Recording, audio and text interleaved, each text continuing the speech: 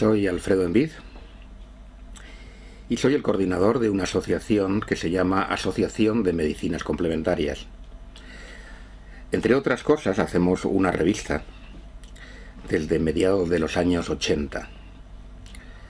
A principios de los 90 recibí un artículo que me mandó un enfermo suizo, firmado por el doctor Peter Duesberg.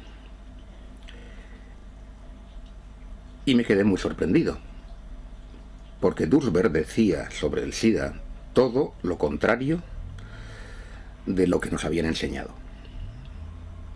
Lo leí varias veces, lo traduje y lo publicamos en nuestra revista. Después de eso, tomé contacto con él, en California. Duesberg era profesor de biología molecular en la Universidad de Berkeley. Había sido el primero en hacer el mapa genético de un retrovirus y estaba considerado por el doctor Gallo como el mejor retrovirólogo de su generación. Es decir, que no era ningún bocazas. Tenía un currículum impresionante y había sido candidato incluso hasta al premio Nobel.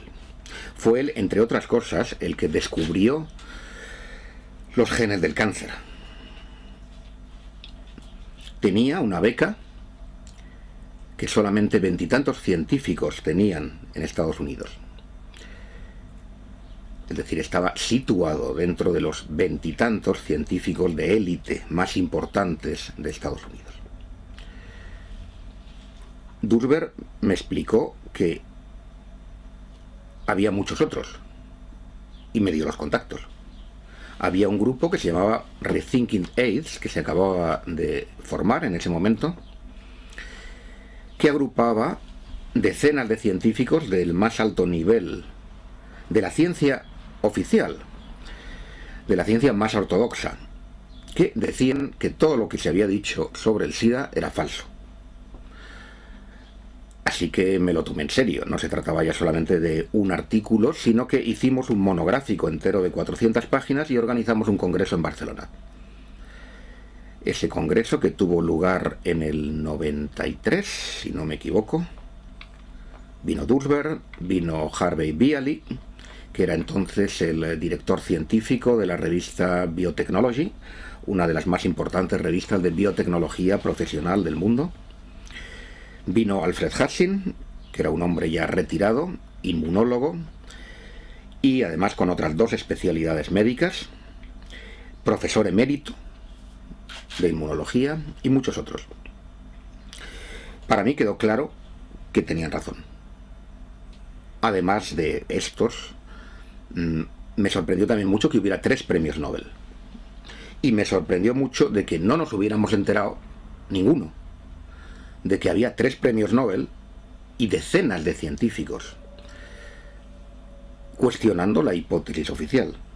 Eso ya de por sí debe invitaros, a los que estáis viendo esto, a poner un punto de interrogación en lo que es el dogma del SIDA.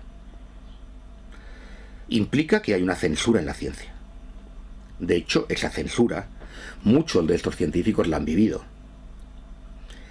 Desde que Duesberg empezó a decir esto, por ejemplo, puesto que hemos empezado a hablar de él, y se lo merece, puesto que fue el primero que tuvo el valor de enfrentarse con la ortodoxia, su beca desapareció, sus fondos de investigación desaparecieron. Le quitaron hasta la secretaria. Y sufrió las consecuencias de decir la verdad y de ser honesto.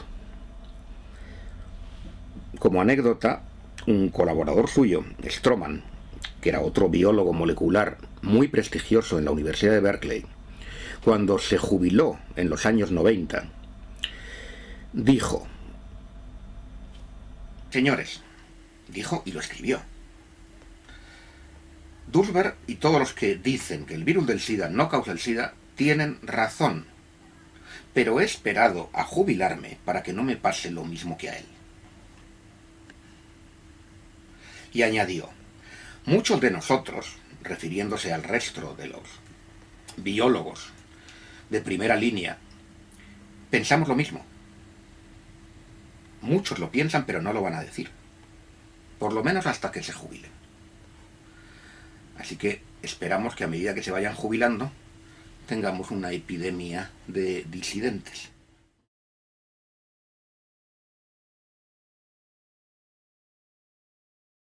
En realidad, todo el mundo piensa que esta cuestión del SIDA empezó en los años 80. A mi juicio empezó mucho antes. Empezó con el inicio de la investigación sobre los retrovirus. El llamado virus del SIDA es un retrovirus, una familia especial de virus. La investigación masiva sobre ese tipo de virus empezó en 1971. ¿Por qué? Porque de pronto un montón de científicos se dedican a investigar sobre una particular familia de retrovirus que hasta ahora no había recibido prácticamente ningún interés. Esa es una pregunta. La respuesta para mí está clara, y para cualquiera que tenga sentido común, porque hay dinero de por medio, porque alguien paga esas investigaciones. ¿Y quién las paga? Pues muy sencillo. En 1971, la situación en Estados Unidos era que estaban perdiendo la guerra de Vietnam. Nixon lanzó una campaña para vencer al cáncer, porque el cáncer estaba aumentando y la gente tenía miedo. Naturalmente, consiguió los fondos. Así que los fondos fueron a su campaña para vencer al cáncer. Bueno, hasta aquí todo parece muy bien. Pero cuando se ve la letra pequeña, resulta que todo el dinero iba a ir para demostrar que un retrovirus causaba el cáncer. Es decir, para culpar a los virus o alguna familia de virus de el aumento del cáncer y de la responsabilidad del cáncer. Esto es incuestionable, son hechos históricos de la investigación científica. ¿Por qué se escogió los retrovirus? ¿Por qué no otros? Ese es un punto clave. Los retrovirus no matan a las células que infectan.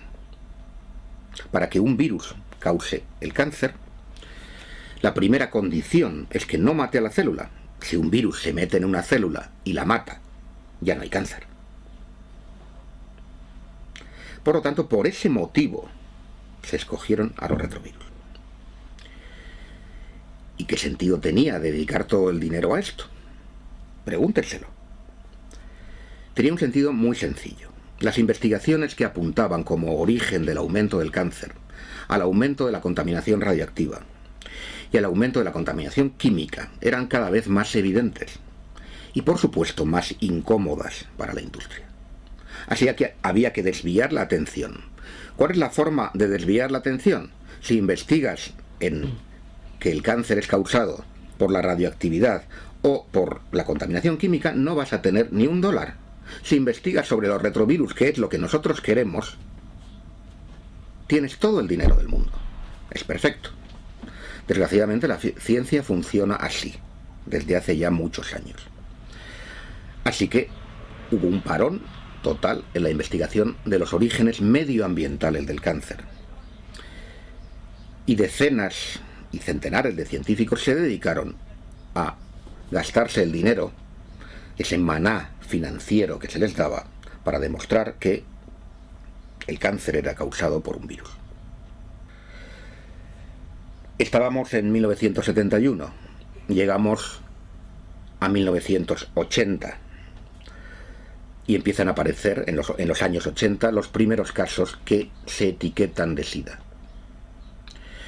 ¿Se había descubierto la causa del cáncer? ¿Se había descubierto que un virus fuera la causa del cáncer? No. ¿Se había curado el cáncer? No. Todo el programa, todo ese dinero, había sido tirado a la basura, desde el punto de vista de los pacientes. Desde luego, desde el punto de vista de los intereses industriales, no.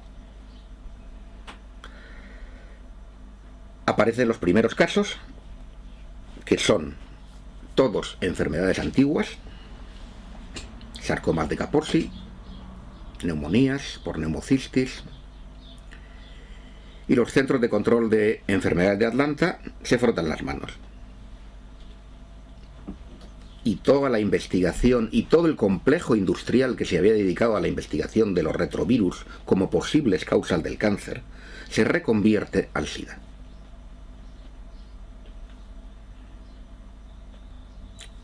He dicho los centros de control de enfermedades de Atlanta. Probablemente mucha gente no sabe qué son los centros de control de enfermedades de Atlanta. Sin embargo, son unos actores importantes en todo esto y en toda cuestión sanitaria a nivel planetario. En realidad vienen desde el siglo XIX sus orígenes. Sus orígenes están en la Marina de los Estados Unidos. Los centros de control de enfermedades de Atlanta deciden a nivel planetario sobre la salud mundial. La gente piensa que es la Organización Mundial de la Salud, pero es mentira. Son ellos los que deciden. Tienen en sus antecedentes el haber organizado fraudes de epidemias desde principios de siglo. En el tema del SIDA han jugado un papel crucial. Los Centros de Control de Enfermedades de Atlanta además tienen una división secreta que es el Servicio de Inteligencia de Epidemias. Es una especie de CIA médica. Es importante conocerlo. También han jugado un papel importante, especialmente en el SIDA en el tercer mundo. En África, por ejemplo, las máximas autoridades de la Organización Mundial de la Salud en 1984, en Ginebra, reconocían que no había ninguna epidemia, que no había ningún problema. Meses más tarde, había una pandemia. Otra cuestión que hay que preguntarse: ¿cómo es posible que en cuestión de meses la opinión de la Organización Mundial de la Salud cambie? La respuesta es muy sencilla. Cambiaron a los responsables. Los cambiaron por agentes de los Centros de Control de Enfermedades de Atlanta. Eso en nuestras publicaciones está dicho con nombres y apellidos, fechas, frases, etc. En África se organizó, por ejemplo, McCormick, que no solamente pertenecía a los Centros de Control de Enfermedades de Atlanta, sino también al Servicio de Inteligencia de Epidemias, a su división secreta, organizó una reunión en Bangui, en la República Centroafricana, donde convenció, díchose de otra forma, obligó a los africanos a que reconocieran un tipo de diagnóstico especial para África. Porque el SIDA no se diagnostica igual en una parte del mundo, aquí, que en otra, África, por ejemplo. Lo cual también es un poco fuera de lo habitual. Normalmente las enfermedades tienen criterios de diagnósticos que son iguales en todo el planeta, aquí no. En África puede ser negro, tener diarrea durante un mes, adelgazamiento y tos, y por definición tienes SIDA, sin ningún test. Así se construyó la pandemia. Hemos publicado en español los textos que hacen esa redefinición. Los textos de la Organización Mundial de la Salud, boletines epidemiológicos, página tal, número tal. Eso está a disposición de todo el mundo y está en nuestra web además. ¿Qué supone esto? Esto supone reconvertir las enfermedades endémicas, las enfermedades ligadas a la pobreza, tuberculosis, malaria, desnutrición, y renombrarlas como SIDA. Esto ya no es solo que unos laboratorios ganen dinerito vendiendo test y vendiendo tratamiento, test que por cierto hay que resaltar siempre que no sirven, y tratamientos que son tóxicos. Hay algo más, no es solamente una cuestión de beneficios económicos, hay una política detrás más grande, y eso es importante verlo. Los Centros de Control de Enfermedades de Atlanta varias veces en la historia han inventado epidemias. Un caso especialmente notorio fue el de la gripe del cerdo en 1976. Amenazaron con que una terrible epidemia se avecinaba sobre la población norteamericana y consiguieron que se vacunase a todo el mundo, concretamente a 50 millones de americanos, o casi todo el mundo. El resultado de eso fue que nunca hubo ninguna gripe del cerdo, pero sí los efectos secundarios de las vacunas. Los CDC siempre han jugado un papel importante en la definición de enfermedades. Por ejemplo, en España, donde estamos, el famoso síndrome de la colza fue decidido por los CDCs.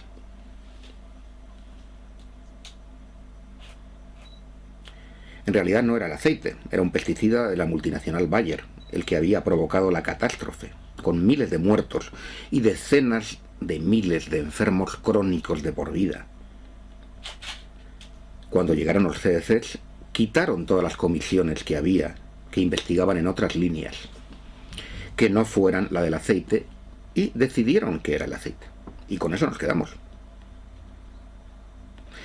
Es un ejemplo nacional, local, que da idea de la extensión del poder que tienen. A propósito de África, probablemente hayáis oído hablar de que el presidente de Sudáfrica se negó a comprar AZT. Lo que tal vez no sepáis es quién intentó vendérselo. Fue el vicepresidente de los Estados Unidos, de la época, Al Gore. Al Gore tuvo una reunión con Becky e intentó venderle rebajado el AZT que los blancos ya no querían, porque la gente no es tonta. El AZT no dejó a nadie vivo de los que lo tomaron a las dosis iniciales. Así que es muy representativo, a mi juicio, que el presidente del país más poderoso del mundo se dedique a hacer de mercachifle de las multinacionales para vender medicamentos tóxicos que los blancos ya no quieren a los negros. Afortunadamente, Becky se informó y rechazó la oferta, lo cual le trajo bastantes problemas, por cierto.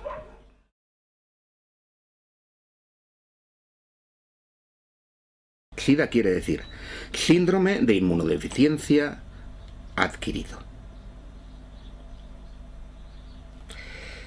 Eso es lo que quiere decir SIDA. ¿Por qué puede ser adquirido? Pues, mirad, antes de que se le atribuyera un virus, se sabía que había un síndrome de inmunodeficiencia nutricional adquirido. Era el SINA, que padecían los países pobres por no tomar suficientes proteínas. Si no tomas suficientes proteínas, si además tienes infecciones constantes, entre otras cosas porque no tienes acceso al agua limpia, tienes un síndrome de inmunodeficiencia adquirido.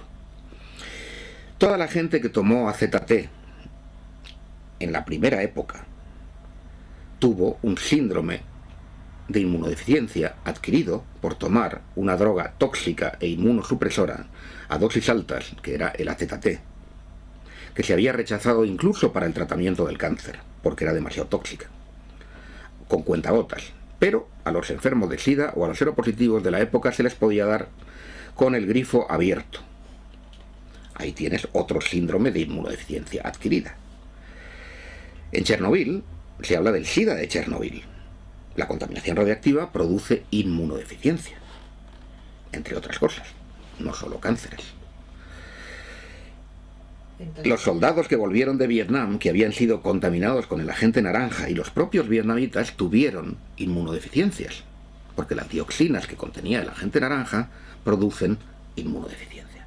Todos esos son síndromes de inmunodeficiencias adquiridas. El SIDA ha existido siempre. Los heroinómanos, los cocainómanos, que toman drogas duras, y no solo inyectadas, sino también inhaladas, tienen y han tenido siempre síndromes de inmunodeficiencia. Si tú tomas mezclas de drogas, no duermes, no comes bien, tu sistema inmunitario acabará claudicando, tarde o temprano, y tendrás una inmunodeficiencia. Tú y yo y cualquiera. ¿Y los homosexuales? Los homosexuales es otro problema, pero está ligado con este, porque los homosexuales que tuvieron SIDA inicialmente eran los máximos consumidores de drogas, y algunas en exclusiva, por ejemplo los poppers.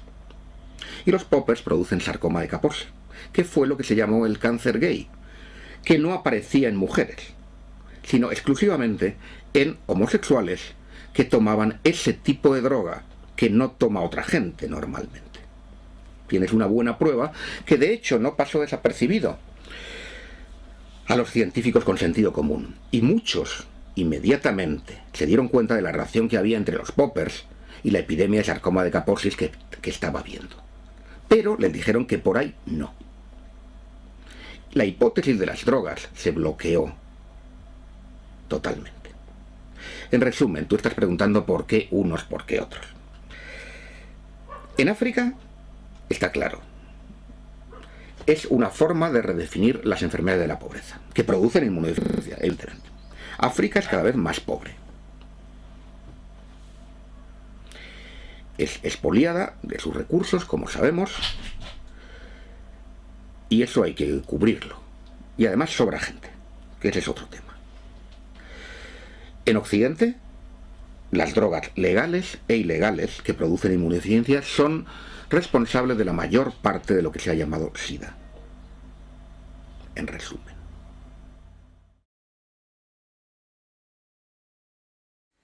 La medicación ha ido evolucionando. Los primeros medicamentos, el primer medicamento fue el AZT. El AZT era quimioterapia para el cáncer y así lo sacó el laboratorio Burroughs Wellcome, 30 años de que empezara a usarse para el SIDA. Entonces se consideró, no se le dio la autorización porque era súper tóxico. Cualquier quimioterapia para el cáncer todo el mundo sabe que es tóxica. El sistema inmunitario se va a la porra, los glóbulos rojos se van a la porra y tienes anemia, la mucosa intestinal se destruye, etcétera, etcétera. Pero este era todavía más, así que no se aceptó. Ni siquiera como se da la quimioterapia no se da en continuo. Se da a dosis fraccionadas, se hacen análisis antes de cada ciclo. Aquí no, aquí se dio, usted tómelo ya de por vida, a dosis muy altas. Y como digo, no quedó nadie, se cargaron a todo el mundo. La medicación que se da ahora, los antirretrovirales de ese tipo, y el AZT incluso se sigue dando, pero a dosis mucho más pequeñas. Se mezclan con otros medicamentos. Pero de cualquier modo, el problema no es el tratamiento. El problema es el diagnóstico. Los primeros test que se hicieron fueron el test ELISA. El test ELISA, hay que saber que se patentó el mismo día en el que el doctor Gallo se presentó con la ministra de Sanidad ante las cámaras de televisión para decir que ya sabían qué es lo que pasaba y que era un virus el que causaba esas enfermedades. Ese mismo día descaradamente se patentó el test.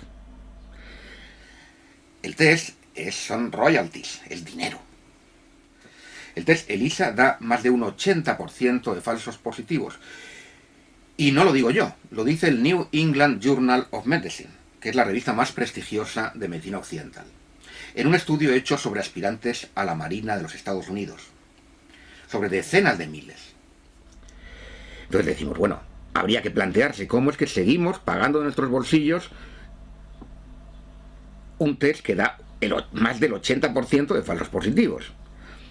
Respuesta de los oficiales, pues porque luego, ya lo sabemos, pero luego lo confirmamos con otro, que es el Western Blot, que ese es 100% fiable. Eso es lo que os dirá Nájera, el doctor Nájera, en España, por ejemplo, lo ha dicho. Pregunta siguiente. Doctor, entonces, ¿por qué en Inglaterra está prohibido? Por no ser fiable. Los test de anticuerpos dan positivo en más de 70 circunstancias que sepamos, documentadas en la literatura científica, que van desde el haber tenido muchos embarazos hasta haber tenido hepatitis, enfermedades reumáticas como la artritis, por ejemplo, o el haber sido vacunado. Luego vinieron los test de virus. En realidad los test de virus se hicieron desde el principio. Los test convencionales de virus. Pero no se hacían sistemáticamente. ¿Por qué? Porque no se hacían test de virus igual que se hacen para la hepatitis o para otras cosas. Pues muy sencillo, porque muchas veces daban negativos, aunque la gente se estuviera muriendo. Entonces, que te estuvieras muriendo de SIDA o en estados terminales y que no tuvieras el virus, era un pequeño problema. Así que dejaron de hacerlos. Incluso renombraron los casos. Los Centros de Control de Enfermedades de Atlanta, con Anthony Fauci, de los Institutos Nacionales de la Salud, establecieron un acuerdo por el cual, si tú tenías SIDA, pero en los test de virus no había virus, ya no tenías SIDA. Tenías linfocitopenia idiopática de los CD4. Esto que suena tan bonito, simplemente quiere decir que no tenían ni idea de por qué los linfocitos CD4 habían bajado. Y se quitaron el problema en medio. Luego vinieron los test de carga viral. Desgraciadamente los test de... y empezaron a encontrar virus por todas partes. Desgraciadamente los test de carga viral se basan en la PCR, la reacción en cadena polimerasa. Esa técnica fue inventada por Kary Mullis. Le dieron el premio Nobel de Química por eso, en los años 90. Y Kary Mullis desde el principio dijo que su técnica no servía para contar virus. Hemos publicado artículos de Kary Mullis. En el libro hay una entrevista que le hicimos cuando vino a Madrid. Y entonces, bueno, se plantea la cuestión. Usted que me está viendo no es científico, yo tampoco. Pero tenemos sentido común. ¿A quién vamos a hacer caso? ¿A Kary Mullis, que inventó la técnica, que dice que no sirve para contar virus? ¿O a los que viven de vender la técnica? Pues mi humilde sentido común me dice que haga caso a Kary Mullis, que lo único que ha ganado con esto es ser insultado en los medios de comunicación, ser boicoteadas sus publicaciones y lo mismo que han ganado todos los disidentes del SIDA, recibir palos por todas partes, mientras que los otros se han hecho multimillonarios. Y esto no hay que perderlo de vista, siempre, ¿qué ganan unos, qué ganan otros?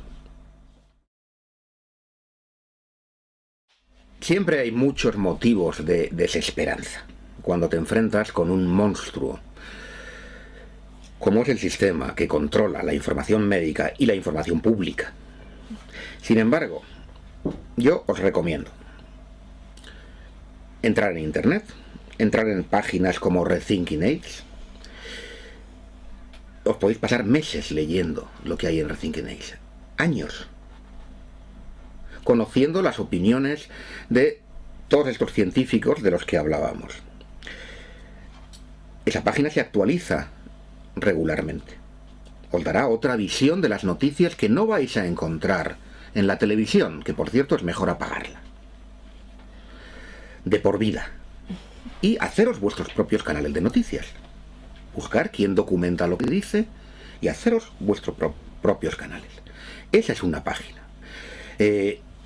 Ahí tenéis las de otras asociaciones, por ejemplo, la de mi amigo, el catedrático de inmunología, Roberto Giraldo, que lo trajimos, le invitamos a venir y vino en el año 2002 para una contraconferencia que organizamos cuando se hizo la conferencia oficial del SIDA en Barcelona. De esa página, de la página de Roberto Giraldo, que tiene muchos artículos en español, podéis saltar a un montón de páginas en español.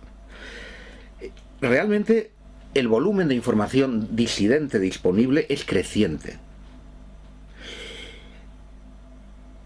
Aunque aparentemente no se vea. Evidentemente la censura en los medios de comunicación es férrea. Hay temas que no se pueden tocar. Esto no se puede tocar. No se puede tocar, mucho peor que esto, el tema de la contaminación radiactiva de las nuevas guerras. Y lo hacen muy bien.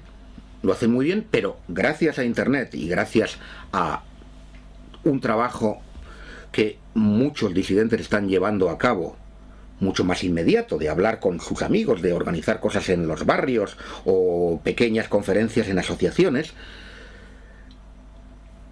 se va difundiendo.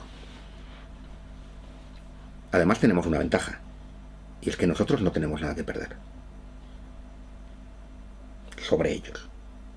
Mi opinión es que cualquiera que proponga una curación del SIDA es un farsante. Y los farsantes los hay en la medicina oficial y en la medicina alternativa, desgraciadamente. Lo más importante en el tema del SIDA es anular el vudú, ayudar a que la gente pierda el miedo. Es la información. El mejor tratamiento inmunoestimulante, que los hay, va a fracasar si la persona sigue pensando que la hipótesis oficial es la única. Desgraciadamente, muchos terapeutas alternativos no cuestionan la hipótesis oficial y se limitan a dar algo que tendrá su efecto, más o menos según lo que den. Es evidente que los antioxidantes ayudan, es evidente que hay plantas que estimulan el sistema inmunitario, es evidente que la acupuntura estimula el sistema inmunitario, etcétera, etcétera. Las alternativas son múltiples y simplemente la relajación estimula el sistema inmunitario. Pero si no tienen el valor de hacer lo que deben hacer, desde mi punto de vista, van a fracasar. Lo que tienen que hacer es ayudar a que la persona tenga otra información. Eso me parece el punto fundamental de cualquier terapéutica. Mi opinión es que ni siquiera hay que analizar el motivo, lo hacemos habitualmente, de por qué una persona da seropositivo, porque cuando decimos que hay 70 circunstancias conocidas, publicadas, una lista famosa con referencias bibliográficas, la mayor parte de ellas no todas, de la literatura más oficial, eso no quiere decir que sean todas las situaciones. Hombre, yo siempre pregunto, por ejemplo, si has tenido una hepatitis, si has tenido alguna enfermedad autoinmune, etc. Pero esa lista no es todo. Probablemente hay muchas más cosas que no sabemos. Eso no es lo importante. Lo importante no es por qué has dado seropositivo, sino que te des cuenta de que ser seropositivo no tiene nada que ver con que estés infectado con un virus asesino. Y mucho menos con que estés condenado a muerte. Eso es lo importante que hay que transmitirle, a mi juicio, a los seropositivos. Y que, de nuevo, es lo mismo que a los otros. Es la información.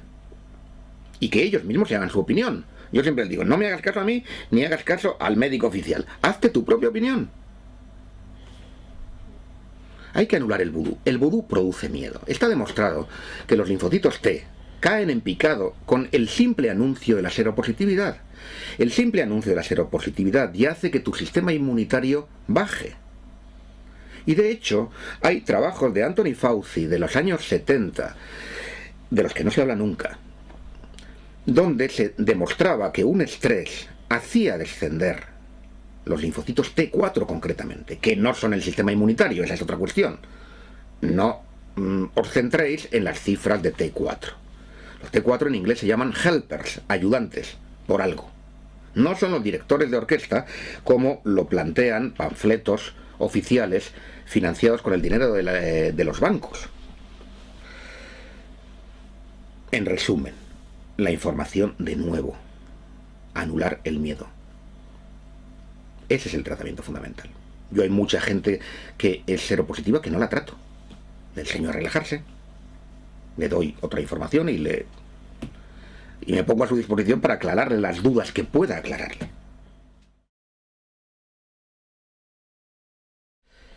Cuando organizamos la contraconferencia a la conferencia oficial de Barcelona en el 2002,